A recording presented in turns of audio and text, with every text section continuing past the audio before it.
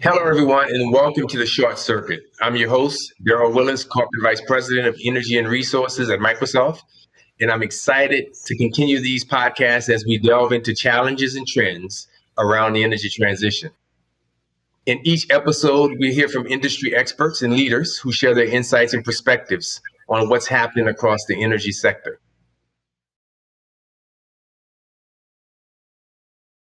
In the next several episodes of the Short Circuit, I'm excited to talk with underrepresented founders of and CEOs of clean tech startups. And with that, I'd like to jump in and say a little bit more about our guests. So Celine King is the founder and CEO of GreenIRR. And thank you so much, Celine, for being here with me today. And we're looking forward to this conversation. And I'd like to start by having you to spend a few minutes talking to us about your personal background and what sparked your interest in climate technology. Welcome, Celine. Thanks so much. Well, first and foremost, it's a real pleasure to be here, and I appreciate the opportunity to have this discussion. My background is a combination of data science and science. I studied business analytics and biology at Fairfield University in my undergraduate time. And then I had two very formative work experiences before starting at GreenIRR. I conducted climate change research at UConn's Coastal Biogeochemistry Dynamics Lab, which was focused on understanding how climate change-induced factors impacted marine environments. And then following that, I worked at Greenbacker Capital, which is a private equity firm focused on sustainable infrastructure and renewable assets. And so for me, my journey into climate tech has not at all been a straight line. I initially thought that I wanted to be doing climate science and research. I wanted to be in the lab. I wanted to be in the field. But I quickly realized that science is only as good as our ability to execute on the findings. And I think you'll see this recurring theme that oftentimes urgent climate research is dismissed or delayed from being implemented in the business world. And there's this huge gap at the pace in which we can address climate issues because of it. And so that said, despite my love for science, I felt called to take action through driving measurable impact in business operations. And for me, that came in the form of accountability and transparency through emissions reporting. And then it was a question of where am I going to direct this energy and which industry? And so through a lot of research, it became clear to me that while companies are very good at measuring their direct emissions, when it comes to the supply chain, there's a huge lack of visibility, and there's a lot of inaccurate measurements that are going on within that. And so the supply chain, just for context, actually accounts for up to 90% of an organization's emissions. And within that, the trucking industry is the largest sector. It bears the majority of the responsibility. And so that is how I got to where I am today. That is fantastic. And one of the things that we spend a lot of time, Celine, talking about at Microsoft is just the impact of the climate crisis on everyone on the planet and the fact that it will disproportionately impact communities of color. And so the diversity of the ecosystem that's going to help us deliver on all of the ambitions around net zero by 2050 or sooner are really, really important. And what your company is doing is very, very interesting. I'd love for you to tell me a little bit more about GreenIRR and the carbon accounting platform that you're building specifically for the trucking industry. So much of the world depends on the trucking industry. And I don't think it's always appreciated, the opportunity that's in front of us in that industry as we think about climate change. So tell us a little bit more about what you're doing. Yeah, absolutely. And they are a critical component of the economy. It's sometimes thankless. So I would first start by saying that it's important to recognize that right now there's increasing regulation, shareholder and consumer pressure for large businesses to disclose their supply chain emissions. And of all the sectors that make up the supply chain, like we just talked about, the trucking industry is responsible for up to 72% of an organization's carbon footprint, which makes them the largest target for emissions reporting and reduction. And so what this means is a new and urgent demand for emissions data that has never been seen before by the industry, and they're not given the proper resources and technology to do this reporting. So they're under immense pressure to report something that they don't fully understand. And this is really where GreenIRR comes into play. We're a carbon accounting platform that's built specifically for the trucking industry to automatically measure fleet emissions and generate regulation compliant reports at the push of a button. Our software integrates into existing asset tracking systems and fleet management software to collect data directly from every vehicle in a fleet, which eliminates the need for any manual inputs from users. It also ensures the reliability of our data down to the vehicle level. And so we're then able to generate regulation compliant emission reports that are aligned with the Greenhouse Gas Protocol, which is one of the most widely adopted international frameworks. And so my startup journey has been one of the hardest and most rewarding things that I've ever done on a personal and a professional level. I feel that I fell in love with solving a problem that's bigger than me, bigger than all of us, like you just said. And so for that reason, there's always more work to be done. There's always more learning to do. But it definitely helps when you feel like you're up against an impossible problem or challenge to remember the impact that you can have. And so that's been a motivating factor for me. And it's been nonstop learning, constant and quick decision making, building a team that's all in. And I think most importantly, learning how to build credibility as a young person and a woman in an old school industry. That has been a unique and interesting challenge within itself.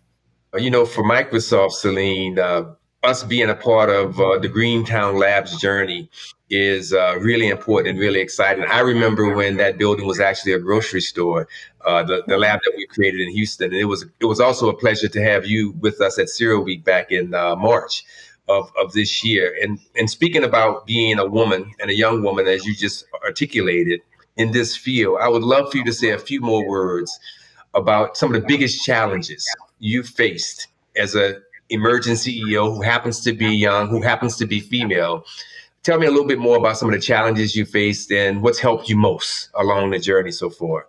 Well, I would start by saying that there has not been a single easy day since we got started. And I feel that myself and my team, we always end up asking ourselves, how hard can it be? And then it ends up being just that hard. And so just to touch on that point about what it's like to be in a woman selling in a male-dominated industry, it has been very interesting because we're not the typical profile of the people that they're used to seeing. And so in some ways, there's been challenges that are unique to that. But at the same time, I think it's something that I can use to my advantage.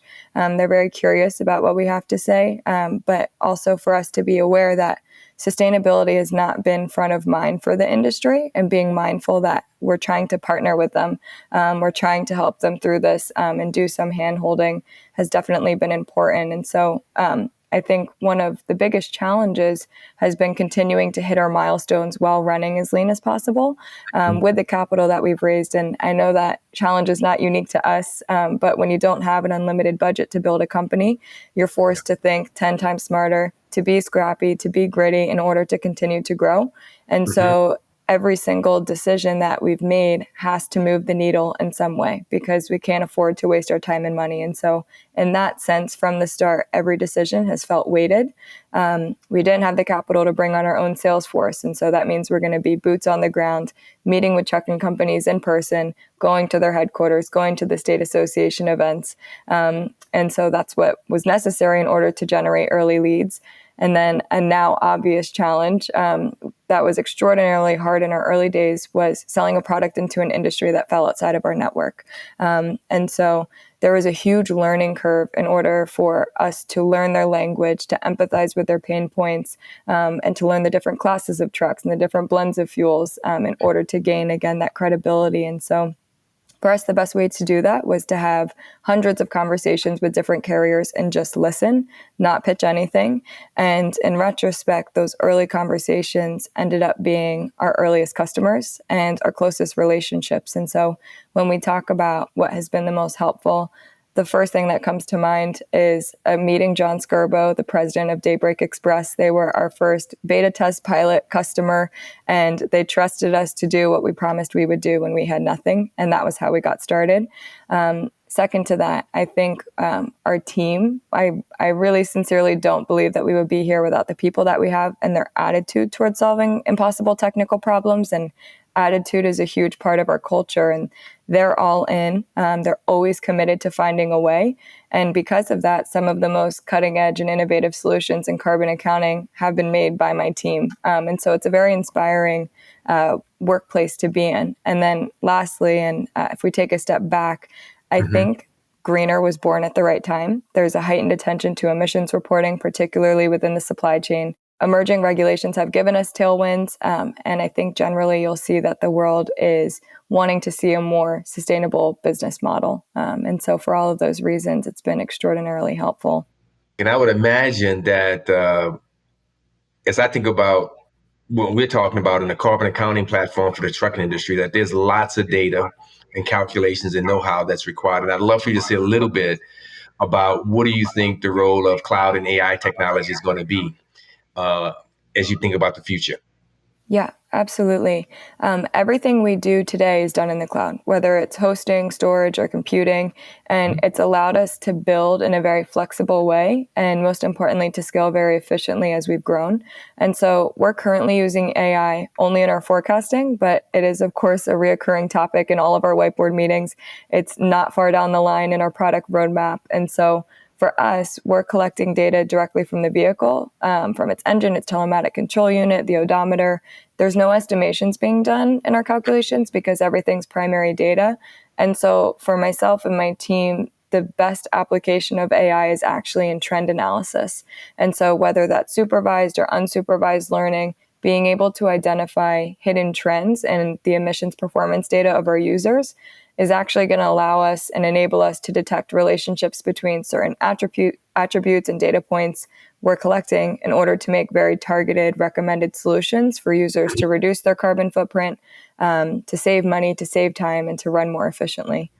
I got one last question for you, and it's really about the vision in the future and where the direction of travel, where GreenIRR is headed. And so I'd love for you to say a few words in closing about the future of GreenIRR and the energy industry as a whole and your role in it.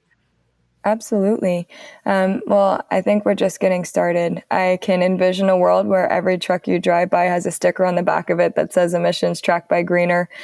We're striving towards becoming the gold standard for emissions tracking and reporting within the trucking industry, because there's no one else that's doing what we're doing at the level of automation and accuracy that we are. And so I think 2, 3, 4 years, you'll see that emissions reporting is going to be a norm in the industry in the same way that safety and maintenance is.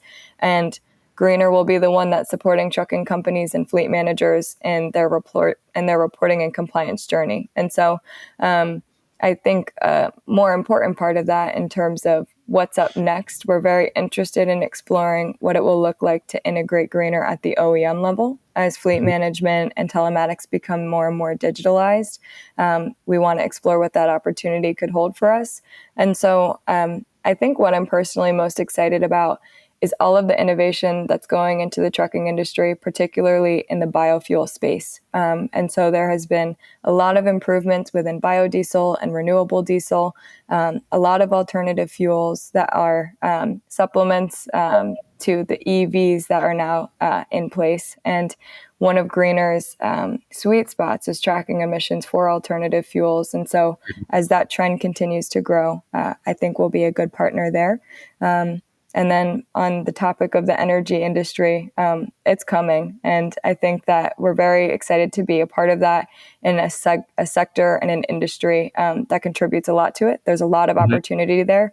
And we're able to support trucking companies and fleets through it in a way that they're able to view it as an opportunity as well. Fantastic. And with that, I want to say thank you for your time, Celine. And I'm really, really excited about what you're up to and what's underway at GreenIRR. I think it's these kinds of activities and these companies like yours that are going to really help us enable and deliver on the energy transition and net zero ambitions on the planet. So thank you for what you're doing, and thank you for being the leader that you are. And we're happy to be in partnership and to even know you. And we wish you and GreenIRR all the best, and so happy to know that you're affiliated with Greentown Labs. Thank you so much. You're welcome. And I also want to say to our audience, thank you. And this brings us to the end of this episode of The Short Circuit, and we will continue our conversations going forward with Climatetech Startups and underrepresented founders and CEOs. And until next time, see you later.